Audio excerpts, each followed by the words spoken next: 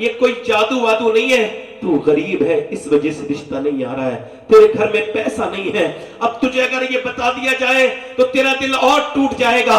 اگر آج کے زمانے میں بھی کوئی لڑکا ایسا ہے جو اس محفل میں اعلان کرے جس کی شادی نہیں ہوئی ہے، میں شادی کروں گا تو اپنے باپ سے کہوں گا مجھے بغیر شادی چاہیے، بغیر جہیز کی، مجھے صرف نیک لڑکی چاہیے، کیونکہ نبی کا فرمان ہے۔ باپ پوچھے کیوں؟ کہ اس وجہ سے اگر کوئی ایسا لڑکا ہو تو میں سید ہوں، مگر پھر بھی اس محفل میں، اس محفل میں سب لوگوں کے سامنے اس کا ہاتھ چومنے کے لیے تیار ہوں جو یہ اعلان کرے کہ میں جب شادی کروں گا تو بغیر جہیز کے کروں گا۔ جب باپ پوچھے کیوں؟ کہ اس وجہ سے مجھے اپنے امام کا یہ شعر سمجھ آ گیا ہے، کون دیتا ہے دینے کو منہ چاہیے، دینے والا ہے سچا ہمارا نبی۔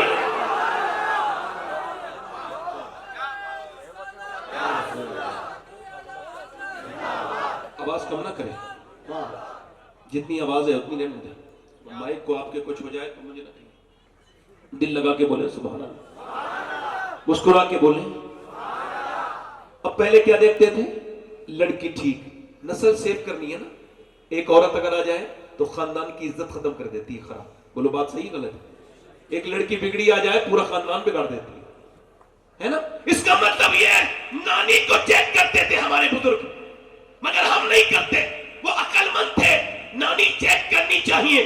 اسلام کہتا ہے اگر نانی اسلام میں دیکھنی ہے تو دیکھو مکے کی خدیجۃ الکبریٰ کو دیکھو، اور اگر بیٹی دیکھنی ہے تو مدینے کی فاطمۃ الزہرا کو دیکھو، نمازی دیکھنی ہے تو کربلا کی زینب کبریٰ کو دیکھو۔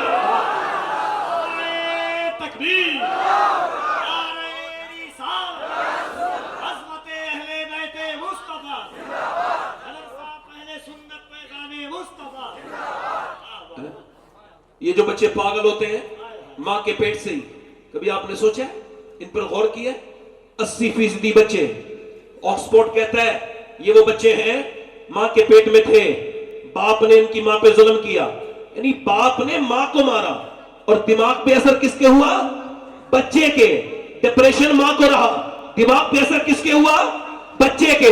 اللہ توجہ کریں، آج کے زمانے میں سائنس یہ کہہ رہا ہے کہ جب بچہ پیٹ میں آ جائے اس کے بعد سے ماں کے کھانے پینے، صحت، بولنے، سب کا اثر پیٹ کے بچے پہ ہوتا ہے۔ اب میں آپ سب سے پوچھنا چاہتا ہوں کہ جب ڈاکٹر کے یہاں جاتی ہے عورت تو وہ اس کو پریگنینسی میں ہدایت کرتا ہے کہ ٹینشن مت لینا، فری ٹینشن ہو کے رہنا۔ اگر تمہیں اپنے بچے کو طاقتور بنانا ہے، سمجھنا ذرا، اگر اپنے بچے کو طاقتور بنانا ہے تو ایسا کرنا کہ تم اپنی پریگنینسی میں زیادہ جب بادام کھانا، بادام میں آئرن ہوتا ہے، آئرن مضبوط بناتا ہے، تمہارے خون میں جا کے بچے کے خون میں ملے گا۔ اور اگر تم یہ چاہتی ہو بچہ اور طاقت بنے، سیب کھانا، سیب میں آئرن ہوتا ہے، وٹامن سی کے لیے سنترا اور لیمو پینا، اور وٹامن ڈی کے لیے دھوپ میں بیٹھنا، اور زیادہ امرود کھانا۔ اب مجھے دل پہ ہاتھ رکھ کے بتاؤ، اللہ کا بنایا ہوا سیب، سنترا، انار، امرود اگر ماں کھائے تو بچے پہ اثر ہو جائے تو کیا ماں اللہ کا قرآن پڑھے گی تو بچے پہ اثر نہیں ہوگا؟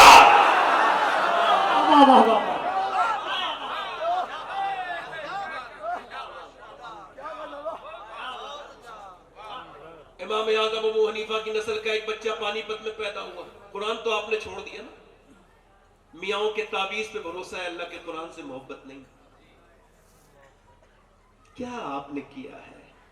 ایک صاحب مجھ سے بولے میرے گھر میں ذرا دیکھنا جادو تو نہیں ہے، میں نے کہا میرے پاس یہ پیمانہ ہی نہیں بھائی ناپنے والا، اور نہ میں تو ان لوگوں سے بھی رجوع کرنا چاہتا ہوں جنہیں یہ پتا ہے کہ وہ کیسے بتاتے ہیں۔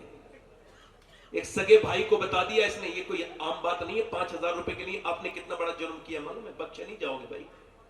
ایک سگے بھائی کے بارے میں بتا دیا اس نے، تیرے بھائی نے جادو کرا ہے، اب اس کا جنازہ جا رہا ہے، کوئی کہہ رہا بھائی کے جنازے کو کھانا دے لے، نہیں دوں گا، اس نے میرے گھر میں جادو کرایا تھا۔ کس طرف چلے گئے ہم لوگ؟ وہ مجھے اندر لے کے گئے، میں کھانا کھانے گیا تھا تو ان کی بیوی نے بھجوائی یہ تعویذ فلاں کے، فلاں کا تعویذ، فلاں میاں کا تعویذ، فلاں کا تعویذ۔ میں کہا ٹھیک ہے، میں کچھ نہیں بولا۔ اس میں ہم نے یہ موم جامہ کرا، اس پہ خوشبو لگائیے۔ میں نے کہا ذرا قرآن اٹھاؤ، قرآن اٹھایا تو اس پہ گرد جمی تھی، دھول، میں نے اس کے سینے سے لگایا اور پھر اس کو صاف کیا اور پھر اس کو قرآن کو پڑھا تو میرے چند آنسو ٹپک گئے۔ کہنے لگے کیوں روتے ہیں؟ میں نے کہا بھائی اس امت کے حال پہ رو رہا ہوں۔ مطلب کیا ہے؟ میں کہا جس گھر میں میاں کے دیے ہوئے تعویذ کی اتنی عزت ہو اور اللہ کے کلام پہ دھول جمی ہو، وہاں بربادی نہیں ہوگی تو کیا آبادی ہوگی؟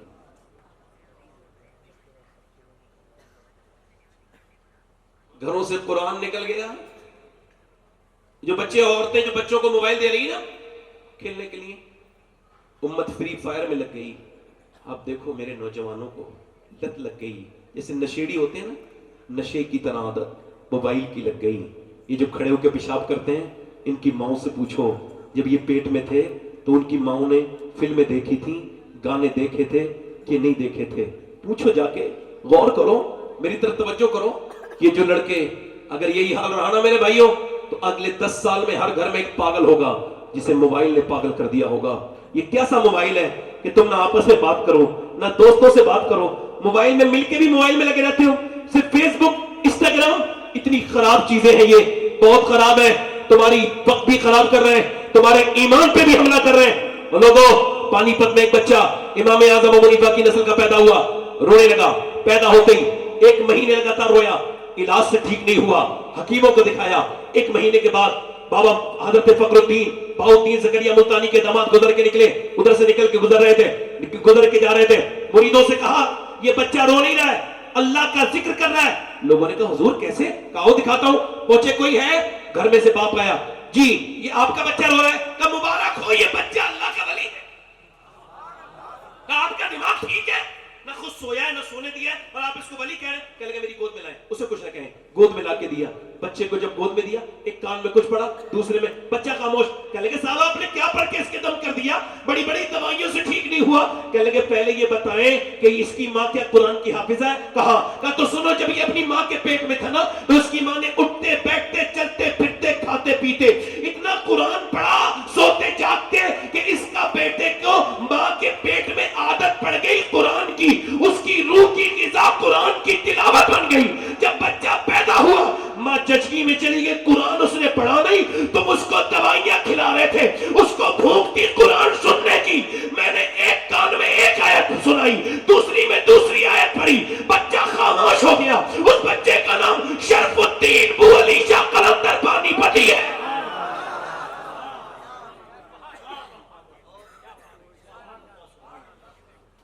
کہاں گئی وہ مائیں؟ میری آنکھیں تو ان ماؤں کو تلاش کر رہی ہیں جو اپنے بچوں کو جہنم سے بچانے کے لیے روتی تھی سجدوں میں. مولا اولاد دی ہے تو پھر جہنم سے بھی بچا لے. اب تو سارے پیروں نے ہمارا ٹھیکہ لے لیا ہے جنت کا, تو کیا ضرورت ہے ہم کو؟ جنہوں نے لاک ڈاؤن میں پیسے نہیں بانٹے, جنہوں نے راشن نہیں بانٹا, وہ جنت دھڑلے سے بانٹ رہے ہیں. ان کو پتا ہے کہ جب تک بے وقوف زندہ ہیں, عقل مندوں کی روٹی روزی میں کوئی کمی آنے والی نہیں.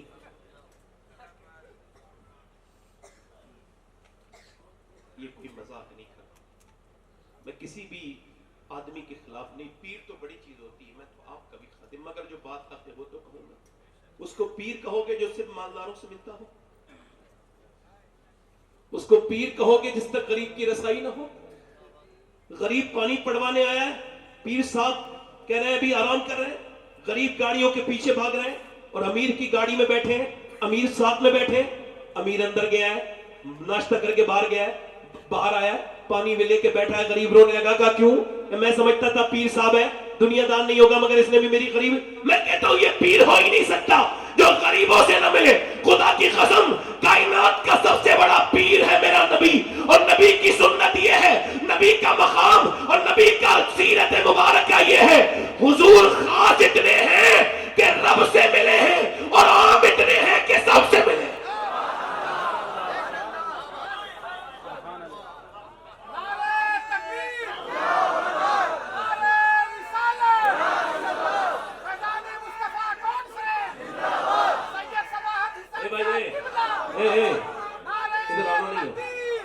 آنا نہیں ادھر, یہ بلا اللہ لے کے بیٹھ جاؤ.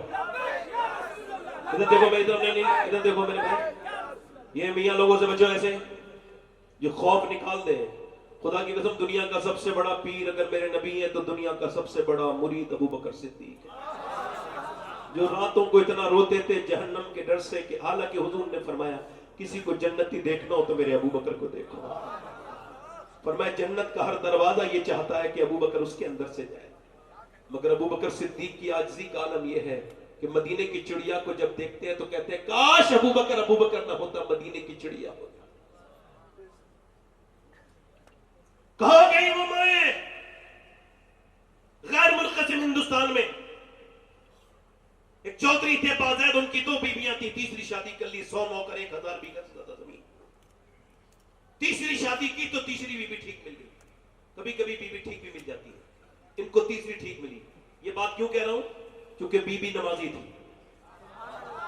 اس کا باپ بھی نمازی، اس کا پورا خاندان نمازی۔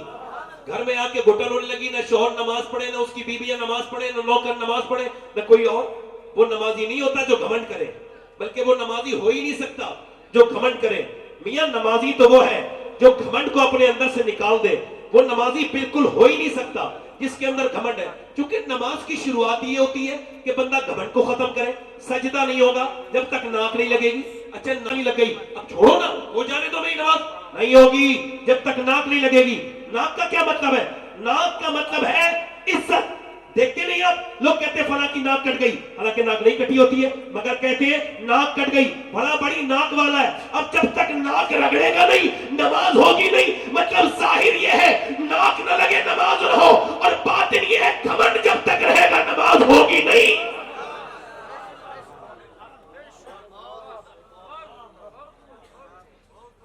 بولو۔ اب اس نے کہا بھائی کیسے نمازی بنانا ہے، اس کو کیسے نمازی بنانا ہے؟ اس نے کہا ٹھیک ہے۔ اب اس نے اس کی ترکیب لگائی، نمازی کیسے بنانا ہے؟ تو اس نے ترکیب لگائی کہ اس کو دودھ لے کے جاتا ہے نوکر، اور میں دے کے، اس نے کہا دو نوکر سے تم دودھ شام کو لے کے نہیں جاؤ گے بلکہ میں لے کے جاؤں گی۔ وہ دودھ لے کر کے گئی، اور جب رات کو گئی، اب اس نے کہا میرے تو نوکر دودھ لے کے آتے ہیں، تم لے کے نہیں آئی، تم کیوں لے کے آئی ہو؟ کہنے لگی آپ پہ زیادہ میرا حق ہے خدمت کرنے کا، نوکر کا نہیں ہے، آپ لیجیے یہ دودھ پیجیے۔ اس نے چودھری نے دودھ پیا، اور جیسے ہی دودھ پیا، اچھا دودھ تھا، وہ بادام شدام ڈال کے بہترین طریقے سے لائی تھی، اس نے پی لیا۔ پھر اس نے کہا میں آپ کے پاؤں بھی دبانا چاہتی ہوں۔ کہا کیوں؟ کہا اپنے گھر میں اپنے ابا کے دباتی تھی، اب آپ میرے شوہر ہیں، میرے سرتاج ہیں، آپ کے دباؤں گی۔ اس نے پاؤں دبانے بھی جانتی تھی۔ کچھ لوگ ایسے پاؤں دبائے تو اور درد کر دیتے، اس کو پوائنٹ معلوم تھے۔ اس نے جب دبائے تو چودھری کو نیند آنے لگی۔ جیسے ہی اس کو سونے کی عادت ہوئی، اور جیسے ہی وہ سونے لگا، خراٹے شروع ہوئے، کہنے لگی چودھری صاحب اب میں جا رہی ہوں، آپ کو نیند آ رہی ہے، اگر اجازت ہو تو فجر میں اٹھا دو۔ تو ایک تو چودھری اور دوسرا مرد تو اکثر گھمنڈی ہوتے ہیں، 100 کلومیٹر سفر کر کے آ کے کہتے ہیں گھر میں پانی دے دو۔ ارے بھائی 4 قدم دور پانی تھا وہ بھی پی لیتے، مگر جہاں دادا گیری چلتی ہے بندہ دکھاتا ضرور ہے، چلاتا ضرور ہے۔ اس نے کہا ٹھیک ہے اب ذرا غور کرو۔ اس نے کہا چودھری صاحب صبح فجر میں اٹھا دوں؟ ڈانٹ کے بولا بھاگ یہاں سے، مجھے سمجھائے گی، بھاگ یہاں سے۔ اس کے گھمنڈ نے اسے ڈانٹ مار دی، وہ چلی گئی، مگر اس کا دل نہیں ٹوٹا۔ اللہ والی تھی، نیک تھی، اللہ کی محبت تھی، ولیہ تھی، شریف تھی۔ آ گئی پھر دوسرے دن بھی راستہ نہیں بدلا، دودھ لے کے کھڑی ہے۔ کہا پھر تو نماز کے لیے کہے گی؟ کہا چودھری صاحب آپ دیکھیے ذرا، یہ دودھ تو پیجیے، میں دیکھوں گی نماز کے لیے، فی الحال آپ میرا حق تو نہ چھینیے۔ اس نے دودھ لے لیا اور دودھ پینا شروع کیا، اور اس کے بعد پاؤں دبائے۔ اب کل والے پاؤں بھی اچھے دبائے تھے، آج بھی دبائے۔ چودھری کو نیند آ گئی، پھر سے خراٹنے لگا۔ اس نے ڈرتے ڈرتے کہا چودھری صاحب میں جا رہی ہوں، آپ کو نیند آنے لگی ہے، اگر آپ برا نہ مانے، برہم نہ ہو، غصہ نہ کریں، اور اگر آپ جلال نہ فرمائے تو صبح فجر کی نماز کے لیے اٹھا دوں۔ اتنا کہنا تھا، آؤ دیکھا نہ تاؤ، زور سے ایک لات ماری، اوپر بیٹھی تھی نیچے گری، منہ پھٹ گیا، پتھر کی نوک میں اس کے ہونٹ لگے، اور جیسے گری منہ سے خون کے قطرے نیچے گرنے لگے، آنکھوں سے آنسو، مگر ایک لفظ بھی نہیں بولا۔ نہ جانے کتنی نیک خاتون تھی وہ، اس کا باپ اور اس کی ماں کتنی شریف ہوگی جس نے ایسی بیٹی کو اپنی پرورش کی، ایسی بیٹی کو پروان چڑھایا۔ ایک لفظ بھی نہیں بولی، ایک لفظ بھی نہیں بولی وہ اللہ والی، اور اٹھایا اپنا سامان اور چلی گئی۔ اور جانے کے بعد جناب محترم آتی رہی، گالیاں کھاتی رہی، جاتی رہی، آتی رہی۔ ایک ہفتے کے بعد تقریباً چودھری کے دل میں رحم آیا، کب مارتا ہوں توڑتا ہوں، چودھری کی بیٹی ہے، پھر بھی پٹتی ہے، آتی ہے، اور پھر بھی تو یہ بتا کہ تجھے آخر کون سا ایسا لالچ ہے جو مجھ سے پٹتی ہے پھر بھی نماز کے لیے کہتی ہے؟ کہنے لگی چودھری نمک حلال ہوں، نمک حرام نہیں، تیرا نمک کھاتی ہوں چودھری، अगर तू बेनमाजी होगा, मेरे नबी फरमाते हैं जब बेनमाजी मरेगा, जो अपने रब के सामने झुकता नहीं है, जब वो मरेगा तो इतनी प्यास लगेगी अगर सातों समंदर का पानी पी जाए फिर भी उसकी प्यास नहीं बुझेगी। चौधरी जो अपने रब के सामने झुकता नहीं, उसके सामने सजदा करता नहीं, और चौधरी मैं इस वजह से और रो रही हूं कि अगर तू बेनमाजी रहेगा तो मेरे बच्चे बेनमाजी जहन्नमी बन जाएंगे।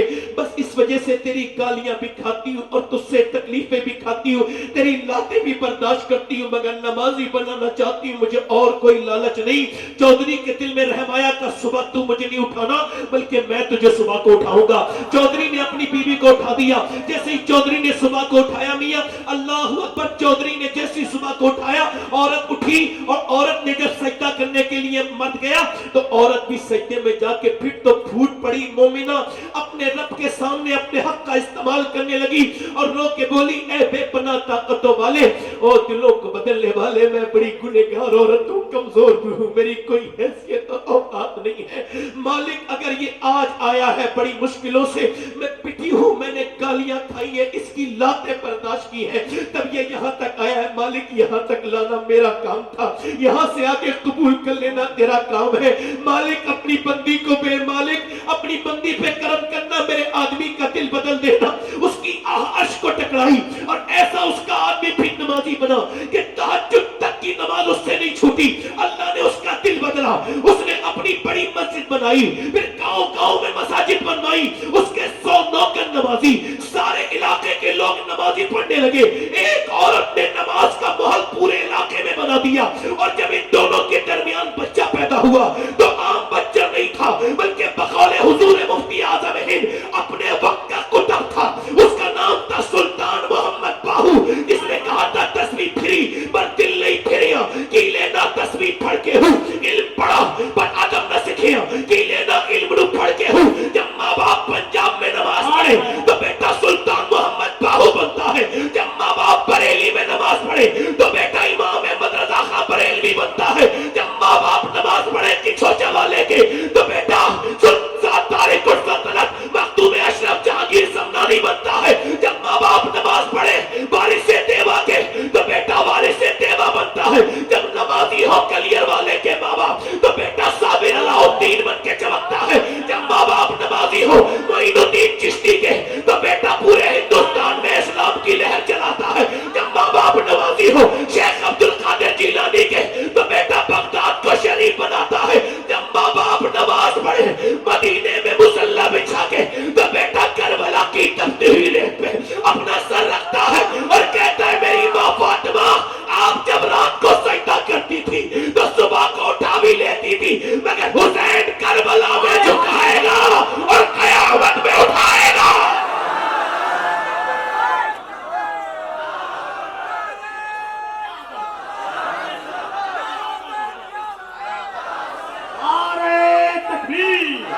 मेरी बहनों को उठाए, दोनों हाथों को उठाकर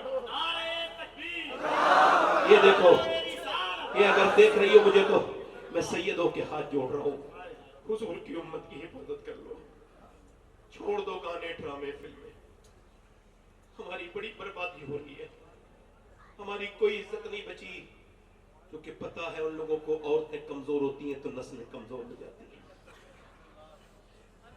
आला हज़रत फरमाते हैं अपने बच्चों को आशिक रसूल अगर औरतें बनाना चाहती हैं, जब दूध पिलाएं तो नबी पर दरूद भी पड़े। एक सहाबिया मदीने में दुआ कर रही है, अल्लाह मेरे नबी जंग जीत जाए। क्या दुआ कर रही है? इधर देखो क्या दुआ कर रही है। सहाबिया बाप जंग में है, भाई जंग में है, मगर दुआ क्या कर रही है? मेरे नबी जंग जीत जाए। किसी ने आके पीछे से कहा हुजूर जंग जीत गए, तेरा बाप शहीद हो गया। बाप का गम कोई छोटा मोटा नहीं उतारता था, कोई यूट्यूबर लोग हो, तुम सब मुसलमान हो, मेरा उम्मीद ये है कि इसमें कोई गैर मुस्लिम नहीं। ए भाई ए बात न कर आपस में भाई, ये महफिल के अदब के खिलाफ है। तवज्जो करो, इधर देखो, ये जो यूट्यूबर ना हुजूर के जलसे की छोटी छोटी क्लिप काट के डालते हैं, हाँ जगह झगड़ा हो गया, ये मर के देखे फिर पता चलेगा कितना जुर्म कर दिया इन्होंने। पहले भी होते थे मामला, हर जगह थोड़ी बहुत बातें होती हैं, अलग मेंबर के अदब का ख्याल रखना चाहिए। मैं तो ऐसी बातों से बहुत बचता हूँ, मगर अगर हो भी गई है तो मैं इनका काम है छुपाना। वो मोमिन नहीं हो सकता यूट्यूबर जो इस तरह की हरकतें करता है। बाप का क्या तेरा बाप शहीद हो गया। अच्छा मैं आपको बताऊं, ये जो लोग ज्यादा मोबाइल चलाते हैं ये बीमार है। मैंने देखा लोग स्टेज पे भी नहीं छोड़ते मोबाइल, ये बीमारी है, इस पर रिसर्च हो चुका है। 5 घंटे ज्यादा मोबाइल जिसका स्क्रीन टाइम है वो समझ ले बीमार है मोबाइल का, उसको इलाज करना से बेहतर बात है। तेरा बाप, अब बाप को तो हमारे यहाँ पहले रुलाते हैं, फिर जो मर जाता है तो फिर रोते हैं। पहले बाप को रुलाएंगे।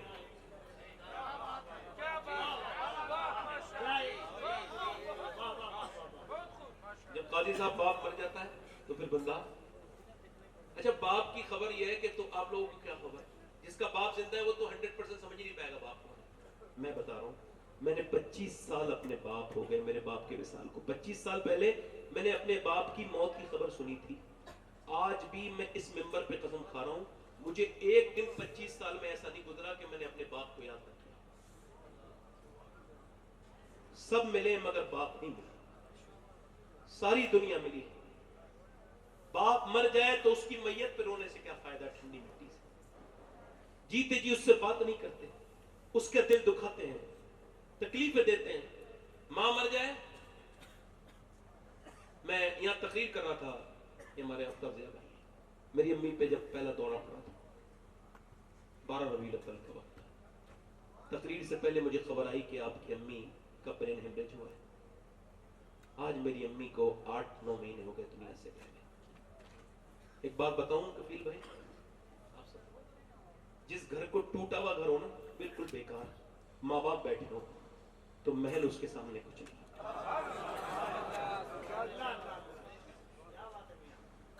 वो घर जन्नत निशान लगता है जिस घर में माँ